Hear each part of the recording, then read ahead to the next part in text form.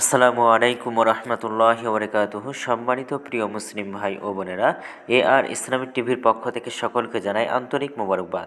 আশা করি সকলে ভালো আছেন। আমিও আলহামদুলিল্লাহ আল্লাহর রহমতে ভালো আছি। আজকে আপনাদের মাঝে আলোচনা করব শবে বরাতের নামাজ কয় রাকাত এবং রোজা কয়টি। শবে বরাতের নামাজটা হলো বেতেরের নামাজের পর পড়া যাবে কি, এবং শবে বরাতের নামাজের নিয়ম এবং হলো কি দোয়াটা কি, সেই সম্পর্কে আপনাদের মাঝে আলোচনা করব। তো আগামী 26শে ফেব্রুয়ারি পুরো বাংলাদেশ পালিত হবে শবে বরাত।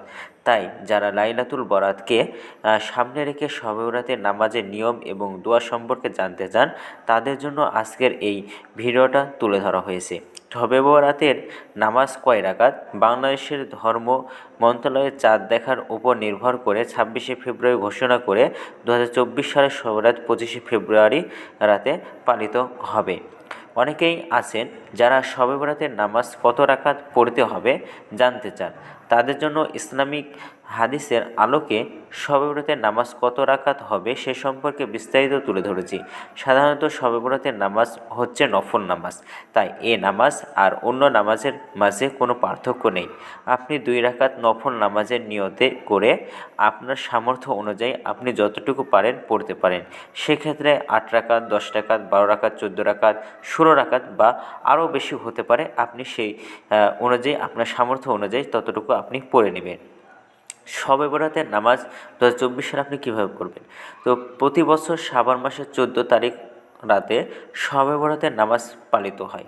তো সকল মুসলমানের কাছে শবে বরাতের নামাজ একটি বিশেষ ইবাদত, তাই সবাই শবে বরাতের নামাজকে নফল নামাজ হিসাবে পালন করে থাকে। এবছর শবে বরাতের নামাজ অনুষ্ঠিত হবে 25শে ফেব্রুয়ারি রোজ রবিবার এশার ফরজ নামাজের পরে। তাই আপনি যদি শবে বরাতের নামাজ পড়তে চান, তাহলে ইসলামিক হাদিস ও নামাজের সূরা সম্পর্কে আপনাকে কিন্তু অবশ্যই জানতে হবে। তো শবে বরাতে যে নামাজটা পড়বেন সে নামাজের সূরা কী কী পড়বেন চলুন আমরা জেনে নিই। তো শবে বরাতের নামাজ কোনো সূরা দিয়ে পড়বেন তা অবশ্যই আপনাকে জানতে হবে। আজ পবিত্র শবে বরাত, তাই সকল মুসলমানের শবে বরাতের নামাজ কোন সূরা দিয়ে পড়বে তা জানার জন্য গুগলে অনুসন্ধান করেন। তাদের জন্য এখানে আমরা ভিডিওতে তুলে ধরেছি যে কোনো সূরা দিয়ে শবে বরাতের নামাজ পড়া যায়। আপনি শবে বরাতে নফল নামাজ পড়ার জন্য সূরা ফাতিহার সাথে যে কোনো সূরা মিলিয়ে শবে বরাতের নামাজ পড়তে পারেন। তবে সমাজে কিছু প্রচলিত নির্দিষ্ট সুযোগ রয়েছে, যেমন সূরা ইখলাস, সূরা কদর। তবে লাইলাতুল বরাত একটি নফল নামাজ, তাই সূরা ফাতিহার সাথে কোরআন শরীফ থেকে যে কোনো সূরা 3 আয়াত মিলিয়ে আপনি নামাজ আদায় করতে পারেন। তো শবে বরাতের নামাজের নিয়মটা হলো, অনেকে জিজ্ঞাসা করতে দেখি যে হলো শবে বরাতের নামাজের নিয়মটা কি। আসলে এই রাত্রির নামাজ আর 10টা রাত্রির পড়া নফল নামাজের মতোই, ভিন্ন কোনো পদ্ধতি রাসূলুল্লাহ সাল্লাল্লাহু আলাইহি সাল্লাম অবলম্বন করেননি। তাই নিজের মন গড়া সিস্টেম প্রতি রাকাতে 7 বার বা 11 বার সূরা ইখলাসের মাধ্যমে শবে বরাতের নামাজ না পড়ে স্বাভাবিক নিয়মে 2 রাকাত করে যতটুকু পারা যায় ততটুকুই পড়া হলো উচিত। এখন শবে বরাতের পর দিনে যে রোজাটা রাখবেন সেটা কয়টা রোজা রাখবেন? তো প্রতি আরবি মাসে 13, 14 এবং 15 তারিখ রোজা রাখা হলো নবী করিম সাল্লাল্লাহু আলাইহি সাল্লামের একটি সুন্নত। তার শাবান মাসে আল্লাহ রসুল সাল্লাল্লাহু আলাইহি সাল্লাম অনেক বেশি রোজা রাখতেন, সেই হিসাবে 15 তারিখ রোজা রাখাও সুন্নাহ।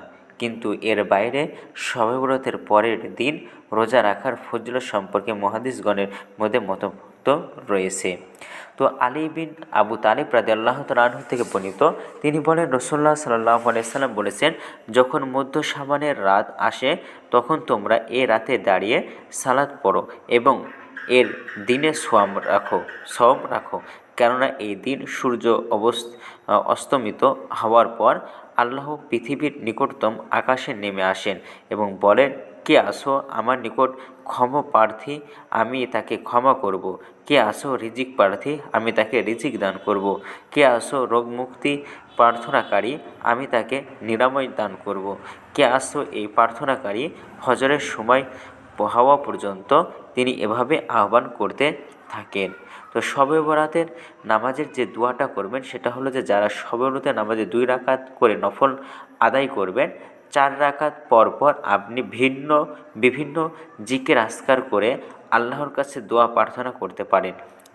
দোয়ার মাঝে আল্লাহর কাছে ক্ষমা প্রার্থনা সহ আপনার মনের নেক বাসনাগুলোকে আল্লাহ তাআলার কাছে কী করবেন, পেশ করে আপনি দোয়াটা করবেন। তো এরপরে আলোচনা করব যে বেতেরের নামাজের পর শবে বরাতের যে নামাজটা সেটা পড়া যাবে কি না।